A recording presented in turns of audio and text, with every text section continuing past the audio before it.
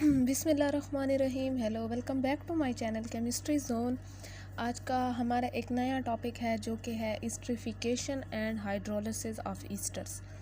तो हमें पता है कि इस्ट्रिफिकेशन जो है, अगर कोई हमसे पूछे किसे कहते हैं, तो हमने ये डेफिनेशन बतानी है कि कार्बोक्सिलिक एसिड का अल्कोहल के साथ रिएक्शन जो है वो क्या फॉर्म करता है, जो रिवर्सिबल रिएक्शन होता है। और ये इसे हम कंडेंसेशन रिएक्शन भी कहते हैं। ये क्या फॉर्म करता है, हमारे पास ये एक ईस्टर बनाता है और साथ वाटर बनाता है। कंडेंसेशन का वो ये मतलब है कि जब दो मॉलिक्यूल मिले तो एक छोटा मॉलिक्यूल जो है वो निकले, चाहे वो अमोनिया का हो, वाटर का हो, तो कोई भी मॉलिक्यूल हो जो छोटा सा हो और एक मॉलिक्यूल वहाँ से निकले। जैसे यहाँ हमारे पास एक वाटर का मॉलिक्यूल निकला, तो इसे हम कंडेंसेशन रिएक्शन कहेंगे। ठीक है, फिर हम देखते हैं कि अब हमारे पास जो है क्या चीज़ हुई, esterification. Carboxylic acid react with alcohol. अब ये कार्बोक्सिलिक एसिड है, ये अल्कोहल है। ठीक है, कार्बोक्सिलिक एसिड का फार्मूला है अल्कोहल का, ये रिएक्ट किया है। कंडेंसेशन रिएक्शन मीन इनमें से एक मॉलिक्यूल निकला है, ये OH कर लो, ये एक H कर लो, H2O आ गया, तो ये एक R जो है ये इसके साथ हो गया। ठीक है, एक O और R बच गया, तो ये हमारे पास क्या होगा, ये ईस्टर बन गया। ये कार्बोक्सिलिक एसिड और ये अल्कोहल था, तो ये पूरा जो है ये एक जनरल रिएक्शन है। अब अगर हम एग्जांपल देखते हैं तो मेरे पास एग्जांपल कैसे है कि ये वाला H इसका इस O को छोड़ दें और ये OH अगर मिलते हैं, ये क्या है, अल्कोहल है। ठीक है, ये मैंने इथाइल अल्कोहल बना दिया, इथानोल हो गया। ठीक है, तो ये दो कार्बन है ना, तो मीथेन एक कार्बन का होता है, इथेन दो कार्बन का होता है, और जब OH लगा है तो ओल साथ आएगा क्योंकि अल्कोहल है, इथानोल आ जाएगा। ये अल्कोहल है, ये कार्बोक्सिलिक एसिड है।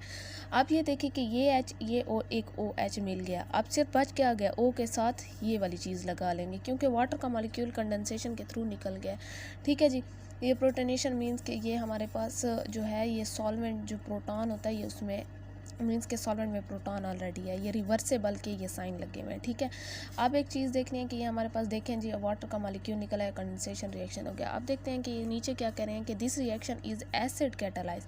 मीन्स के एसिड कैटालाइज्ड, ये मैंने पहले कहा है कि ये प्रोटॉन है, तो ये एसिड का मतलब होता है H+, मतलब कि H+ जहाँ पे आ गया वो एसिड कैटालाइज्ड है। सॉल्वेंट में जो है वो ऑलरेडी प्रोटॉन्स मौजूद हैं, और अगर यहाँ OH आ जाता तो ये हमारे पास क्या होता, OH नेगेटिव, तो ये हमारे पास बेस कैटालाइज्ड होता। ठीक है, अब इस्टिफिकेशन में भी ये है कि हमारे पास एसिड कैटालाइज्ड होगा, बेस कैटालाइज्ड होगा, तो ये हमें पता चल जाएगा कि ये एसिड कैटालाइज है। एंड इज़ रिवर्सिबल, एरो बता रहे हैं कि ये रिवर्सिबल है। In the reverse reaction carboxylic acid and alcohol is form. अगर मैं इसी चीज़ को इसमें हाइड्रोलिसिस करूँ ईस्टर में, तो मेरे पास क्या चीज़ आएगी, अल्कोहल और कार्बोक्सिलिक एसिड। तो ये भी हो सकता है कि अगर ये आपको टीचर दे दें और ये चीज़ बनानी हो, तो आपको पता होना चाहिए कि हमारे पास इस्टिफिकेशन को जब रिवर्स करते हैं, उसके हाइड्रोलिसिस करते हैं, तो हमारे पास क्या आएगा, अल्कोहल और कार्बोक्सिलिक एसिड। ऊपर ये भी हमने देखा है कि इस्टिफिकेशन भी कर रहे हैं, ईस्टर बना रहे हैं, फिर हाइड्रोलिसिस ऑफ ईस्टर भी करें कि हाइड्रोलिसिस करते हैं तो दोबारा से ये चीज़ें बन रही हैं। ठीक है जी, in reverse reaction carboxylic acid alcohol is formed and is called hydrolysis of ester. हम इसी को हाइड्रोलिसिस ऑफ ईस्टर कहते हैं। ठीक है जी, अब जो है, अब देखते हैं कि हमारे पास जो है द पोजीशन ऑफ, अच्छा ये मैंने ये इस्टिफिकेशन H+, ये इस साइड से ऊपर वाला एरो क्या बता रहा है कि जब ये फॉरवर्ड जाएगा ये इस्टिफिकेशन होगी, लेकिन ये जब बैकवर्ड जाएगा, नीचे वाला एरो बता रहा है, ये सर भी यहाँ पे है एरो का, तो ये बता रहा है कि हाइड्रोलिसिस होगी, रिवर्स रिएक्शन चलेगा। ठीक है, ये फॉरवर्ड है, ये बैकवर्ड है। The position of equilibrium can be satisfied either side by changing the concentration of any reagent carboxylic acid और अल्कोहल ऑफ वाटर। वो कहते हैं कि हमने जो है मतलब कि हम क्या चीज़ चेंज कर सकते हैं कि अगर मैं ऐसा करूं कि मैं फॉरवर्ड रिएक्शन जा रही हूं, मैं कंसंट्रेशन चेंज कर दूं, या मैं कार्बोक्सिलिक एसिड की रिएजेंट जो है ये चेंज कर दूं, अल्कोहल को चेंज कर दूं, वाटर को चेंज कर दूं, तो मेरे पास इक्विलिब्रियम पे इफ़ेक्ट आएगा। मीन्स कि इक्विलिब्रियम जब कोई भी मैं फैक्टर चेंज करूँगी ना, चाहे कंसंट्रेशन का करूँ या किसी और टेम्परेचर वगैरह का, तो मेरे पास इक्विलिब्रियम पे इफ़ेक्ट पड़ेगा। ठीक है ना, the yield of ester can be increased by either increasing the concentration of alcohol or carboxylic acid are removing the water from the reaction mixture as it is formed so as to decrease the backward reaction। अब मेरी एक बात समझने की यहाँ कोशिश करें कि यहाँ वो कहते हैं कि यील्ड ऑफ ईस्टर जो है हम इंक्रीज़ कैसे कर सकते हैं, मीन्स के ईस्टर का बनना हम इंक्रीज़ कैसे कर सकते हैं। ईस्टर का बनना ऐसे कर सकते हैं कि हम या तो जो चीज़ हम बना रहे हैं उसमें हमने वो कहते हैं ना खाम माल ज़्यादा डालना है ताकि चीज़ ज़्यादा बने। जितनी ज़्यादा चीज़ डालेंगे तो उतनी हमें ज़्यादा चीज़ मिलेगी। तो वो कहते हैं कि मैं अगर कंसंट्रेशन ऑफ अल्कोहल और कार्बोक्सिलिक एसिड की बढ़ा दूं तो मेरे पास एक रिएक्शन फॉरवर्ड जाएगा और यील्ड जो है ईस्टर की इंक्रीज़ होगी, मींस के ईस्टर का प्रोडक्ट या ईस्टर का बनना इंक्रीज़ होगा। ठीक है, या मैं ऐसे करती हूँ कि जो बनने वाला आगे चीज़ है उसे रिमूव करती जाऊँ ताकि पीछे वाली जो है वो आसानी से बनती जाए। मींस के जितना वाटर रिमूव करेंगे तो उतना कंडेंसेशन रिएक्शन होगा, और वाटर रिमूव करने से दो चीज़ें मिल रही हैं ना, पीछे जो हमने रिएक्शन देखा है कि दो प्रोडक्ट मिल के हमारे पास ईस्टर बना रहे हैं। क्या कार्बोक्सिलिक एसिड और अल्कोहल मिल के ईस्टर बना रहा था तो वाटर रिमूवर था। अगर मैं ऐसे वाटर रिमूव करती जाऊँ तो मेरे पास वो मॉलिक्यूल्स जुड़ते जाएंगे अल्कोहल और ईस्टर के कार्बोक्सिलिक एसिड के, और ईस्टर बनाते जाएंगे। तो इसी तरीके से वो कहते हैं कि अगर मैं वाटर को रिमूव करूँ तो भी मेरे पास यील्ड इंक्रीज़ होगी। ठीक है, water from the mixture eight is form so decrease the backward reaction. वो कहते हैं कि ये चीज़ें कंसंट्रेशन इंक्रीज़ करने से और वाटर को आगे जो हम रिमूव करने से, मतलब कि वाटर को निकालने से मेरे पास फॉरवर्ड रिएक्शन जाएगा, मेरे पास एस्टरिफिकेशन होगी, बैकवर्ड हाइड्रोलिसिस नहीं होगी, वो डिक्रीज़ हो जाएगा बैकवर्ड रिएक्शन जिसमें हाइड्रोलिसिस हो रही थी। ठीक है ना। The esterification of acid is not found to be base catalysed but hydrolysis of ester is both acid and base catalysed. वो कहते हैं कि जब भी हम एस्टरिफिकेशन करेंगे इसमें हमारे पास जो है हमेशा एसिड कैटलाइज्ड होगा, कोई बेस कैटलाइज नहीं होगा। लेकिन हाइड्रोलिसिस में दोनों होते हैं कि एसिड भी हो सकता है और बेस भी आ सकती है। ठीक है, the difference between two acid base catalyse hydrolysis is that acid catalyse hydrolysis is reversible while base catalyse is irreversible. बस फ़र्क इतना समझना है कि हमारे पास जो है एस्टरिफिकेशन जो है वो तो चलें एसिड कैटलाइज्ड है, हाइड्रोलिसिस बोथ हैं, जो बैकवर्ड रिएक्शन है वो बोथ एसिड भी है बेस भी है। बस डिफरेंस इतना है कि जो बेस होता है वो हमारे पास इरिवर्सिबल होता है, मतलब कि एक बार जो चीज़ बन गई है वो दोबारा जो है वो वैसे प्रोडक्ट में रिएजेंट में चेंज नहीं हो सकती, वो प्रोडक्ट का प्रोडक्ट ही रहेगा। ठीक है, वो दोबारा से जो ओरिजिनल चीज़ों में नहीं जा सकती। लेकिन हमारे पास एसिड में ऐसा होता है कि एसिड कैटलाइज जो भी चीज़ है, जैसे हमने ये पीछे रिएक्शन देखा, इसमें हमारे पास बैकवर्ड भी जा रहा था रिएक्शन, दो एरो था ना, दो एरो लगे हुए थे, एक बैकवर्ड दिखा रहा था और एक फॉरवर्ड दिखा रहा था। एस्टरिफिकेशन और हाइड्रोलिसिस दोनों एट द सेम टाइम हम देख रहे थे। आप देखते हैं कि हमारे पास acid catalysed hydrolysis of ester क्या है। यहाँ हमने देखा है कि हमारे पास acid catalysed hydrolysis of ester is reversible, and हमने ये चीज़ देखा है कि ऊपर भी कि हमारे पास हाइड्रोलिसिस ऑफ ईस्टर तो रिवर्सिबल है। ठीक है, and reversible reaction is known as esterification. हमने ये चीज़ पीछे भी पढ़ी है, बस ये थ्योरी में लिखी हुई है कि हमारे पास जो है ये एस्टरिफिकेशन होती है, ये हमारे पास रिवर्सिबल है। ये जो पीछे पहले रिएक्शन हमने पढ़ा जिसमें अल्कोहल और कार्बोक्सिलिक एसिड मिल के ईस्टर बना रहा था। यहाँ तक बात क्लियर है। Thus a combined term is used as reaction called acid catalysed hydrolysis and esterification. वो बस ये चीज़ बता रहे हैं कि हमारे पास ये टर्म इकट्ठी क्यों है, क्योंकि ये रिवर्सिबल रिएक्शन था जिसमें बोथ एक तो एसिड कैटलाइज्ड है, मीन्स कि हमने ये कहा कि ये बेस कैटलाइज्ड नहीं है जो एस्टरिफिकेशन है, और इसमें ये रिवर्सिबल है। तो हमने ये कहा कि एक तो ये एसिड कैटलाइज्ड है जिसमें हमारे पास एस्टरिफिकेशन भी है और हाइड्रोलिसिस भी है, और हो कैसे रही है कि एसिड कैटलाइज्ड तौर पे हो रहे, तो इसलिए इसका नेम इकट्ठा आ गया। ठीक है, अब एक चीज़ देखो कि ये देखो कि हमारे पास एस्टरिफिकेशन भी हो रही है, हाइड्रोलिसिस भी हो रही है और एसिड कैटलाइज्ड भी हो रही है, तो इस सब का नाम इकट्ठा क्या आएगा, acid catalysed hydrolysis and esterification. अब ये हमारे पास कार्बोक्सिलिक एसिड है। मैंने ये छोटा सा प्राइम जो है ये इसलिए लगा है कि आप लोगों को इस आर और इस आर में फ़र्क समझ आए, वरना ये हैं दोनों सेम। ठीक है ना, ये सिर्फ समझाने के लिए कि कौन सा आर जो है वो निकला है या कौन सा आर जुड़ा है, तो इस चीज़ से। अब ये ईस्टर बन गया, ये मैंने ऐसे रिएक्शन दिखाया था, अब मैं ऐसे करके दिखा रही हूँ। पीछे मैंने यहाँ से शुरू किया था कि मैंने इन दोनों को मिला के ये चीज़ बनाई थी। अब मैंने इसे तोड़ना है और ये दिखाना है कि हमारे पास हाइड्रोलिसिस हो गई है। ठीक है, अब मैंने क्या किया कि अगर वो एस्टरिफिकेशन मांगते हैं तो आप लोगों ने पहले ये चीज़ें लिखनी है, फिर बाद में ये बनाना है प्रोडक्ट। अगर वो हाइड्रोलिसिस मांगते हैं तो आपने ईस्टर पहले बना के वाटर ऐड करना है और हाइड्रोलिसिस करनी है। ठीक है ना, कंफ्यूज नहीं होना इस चीज़ में। जो चीज़ दिखानी है, बनाने का कहा गया, वो लास्ट में लिखनी है, बनानी है, ठीक है ना। अब ठीक है, ये मैंने स्टिफिकेशन दिखा दी कि भाई एसिड कैटालाइज में हो रही है और ये हमारे पास हाइड्रोलिसिस हुआ है, तो ये क्या बन गया है, कार्बोक्सिलिक एसिड और अल्कोहल बन गया, हमारे पास रिएजेंट रिएक्टेंट बन गए हैं, दोबारा से प्रोडक्ट ये बन रहा था ना। तो हमने ये उलट करके भी दिखा दिया कि हाइड्रोलिसिस ऐसे हो रही है, ठीक है। स्टिफिकेशन हाइड्रोलिसिस ऑफ ईस्टर में be proceed either through acyl oxygen cleavage या अल्काइल ऑक्सीजन क्लीवेज के थ्रू हमारे पास होती है, ठीक है। एक और चीज़ देखें कि असाइल क्या होता है, कि असाइल में जो है हमारे पास ओ आर जो है वो टूटेगा, लेकिन अल्काइल में हमारे पास सिर्फ अल्काइल क्या होता है, एक आर होता है ना। ये तो पता है ना कि हमारे पास अल्काइल जहाँ भी आए वहाँ सिर्फ आर आएगा, ठीक है, आर मिथाइल इथाइल ये वाली चीज़ें आएंगी, ठीक है ना। अब जो है हम कहते हैं कि हाइड्रोलिसिस में भी एसिड और बेस कैटालाइज, पीछे मैंने ये कहा था कि हमारे पास ईस्ट्रिफिकेशन जो है वो सिर्फ एसिड कैटालाइज्ड होती है, और हाइड्रोलिसिस क्या होता है, एसिड बेस बोथ होता है। तो हमने ये यहाँ यही चीज़ है कि वो एसिड भी हो सकता है, बेस भी होता है। May be proceed bye unimolecular और बायोमॉलिक्यूलर रिएक्शन, या हमारे पास यूनिमॉलिक्यूलर रिएक्शन के तौर पे भी हो सकता है, या बायोमॉलिक्यूलर मैकेनिज्म मीन्स के रिएक्शन भी हो सकता है। तो ये आगे देखते हैं कि कैसे होगा। अब एक और चीज़ देखनी है कि हमारे पास इन गोल्ड मैंने ये कहा था कि हाइड्रोलिसिस जिसे हम कहते हैं, कि साइंटिस्ट का नाम है जिसने ये चीज़ें इंट्रोड्यूस कराई थी, कि पीछे यही कहा है ना कि हाइड्रोलिसिस हमारे पास ईस्टर, अच्छा ईस्ट्रिफिकेशन हमने पीछे पढ़ लिया जो सिर्फ एसिड कैटालाइज था, जिसमें सिर्फ H+ हमने दिखाया है, ठीक है, ये चीज़। अब मैंने वो तो सिर्फ एसिड कैटालाइज दिखा दी, ये दोनों दिखाने पड़ेंगे कि ये बेस भी और एसिड भी।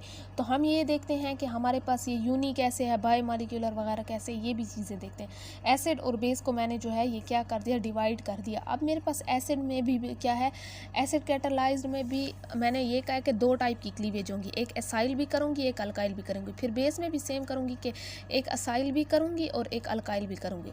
अब मज़ीद जब मेरे पास एसाइल में होगा तो ये मेरे पास AaC2, ये यूनिमॉलिक्यूलर है, ये 2 ऊपर आ गया, ठीक है ना, ये एसाइल को रिप्रेजेंट कर रहा है, AaC1।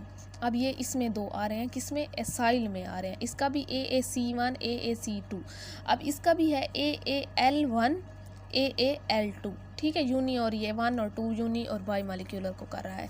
अब ये A जो है ये एसिड का है और ये B जो है ये बेस के लिए है। ये एक चीज़ आप लोगों ने याद रख लेनी है, ठीक है ना, ये बेस कैटालाइज्ड वगैरह ये चीज़ें आप लोगों ने खुद याद रखनी है।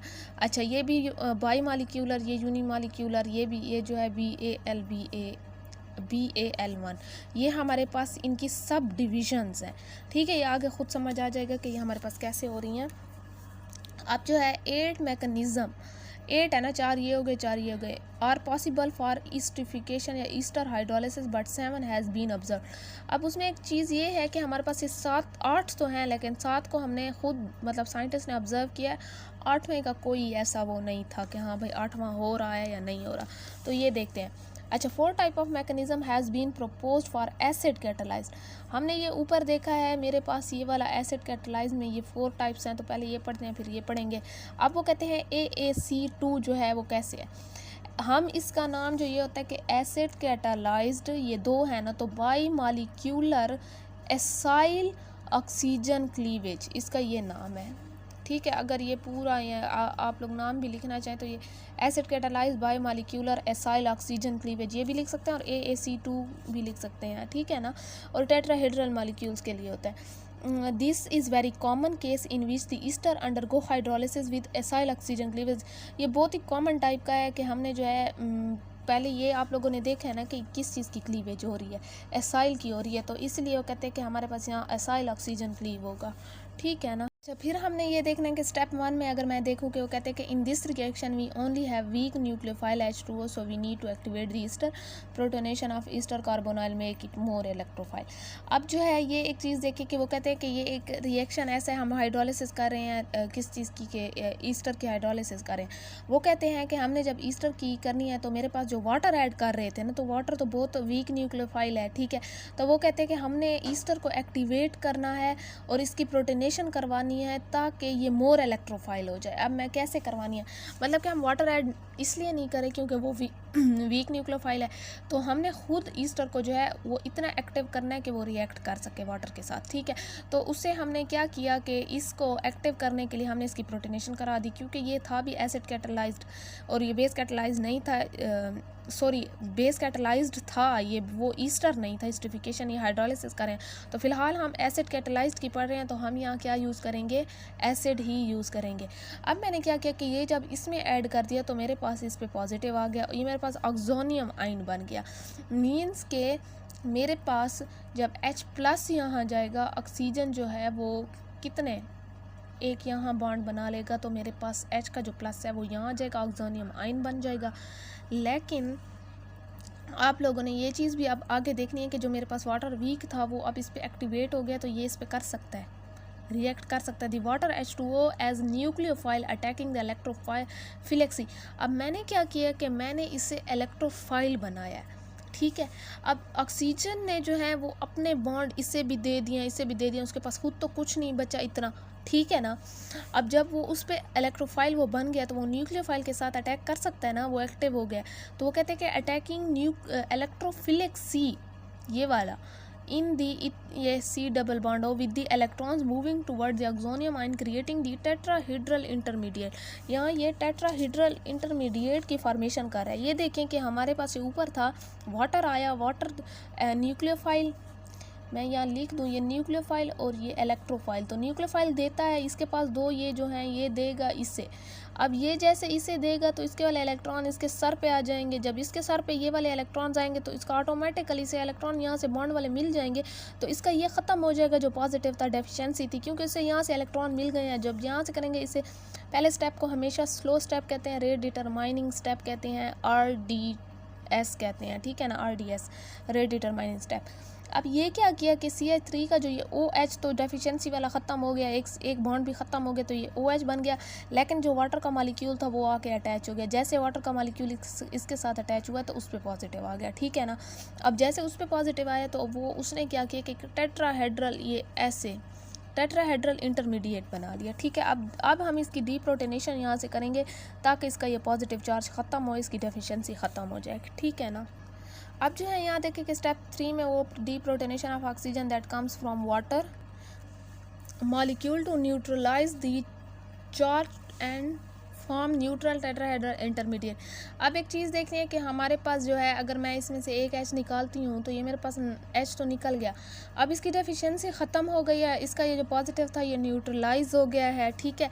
अब मेरे पास यहाँ अभी वो था OH पहले पॉजिटिव, इसका भी ख़त्म हो गया था, डबल बॉन्ड की वजह से H आया था, और जो है अटैक फिर वाटर ने किया था, उसका भी एक H निकाल लिया, तो ये अब मेरे पास क्या हो गया, न्यूट्रल इंटरमीडिएट बन गया, कोई चार्ज नहीं है, न्यूट्रल इंटरमीडिएट बन गया। अब स्टेप 4 में हमने देखना है कि need to make the OH negative leave but need to convert it into good leaving group first by protonation.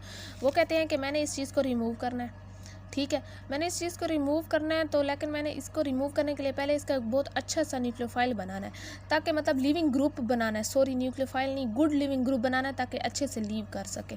तो मैं इसकी प्रोटोनेशन करवाऊंगी। अब मैंने यहाँ पे इसकी प्रोटोनेशन करवाई है, H इसमें ऐड कर दिया, तो मेरे पास ऑटोमेटिकली इस पर पॉजिटिव आ गया।